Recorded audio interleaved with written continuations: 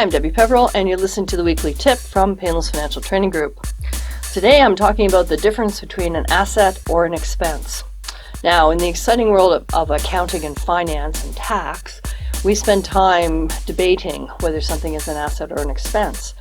You might not find that interesting, but for us it's rather riveting, and I'm going to explain it to you anyway. So here's the thing. If you buy something and it is an asset, then it is added to your business's balance sheet and increases the equity of your business. Makes your banker happy. If you buy something and it's an expense, then it is on your income statement. It is not adding to your equity, but it's reducing your income tax. So business owners would like to have it both ways. We'd like to show big assets to our bankers, and we would like to show small amounts of income to the income tax people to reduce our income taxes. So that's why there are rules. So simple example, if you replace one window in your building, that's a repair.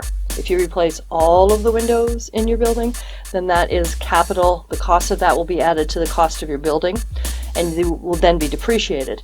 So here's where you might find it interesting. If you have an expense, you get to deduct 100% of that from your income, which is much bigger deduction, of course, than if you are amortizing it. A building is amortized at 4%, which is very close to zero. So when you set something up as an addition to a building, you're getting a 4% deduction each year over time. If you write it off as an expense, you're getting the deduction right away. So maybe I'm explaining it to you why you might be more interested in that than you thought. And if that doesn't work, CRA is sending letters out right now to business owners asking them to tell CRA about the balances in their repairs and maintenance accounts, give them those details.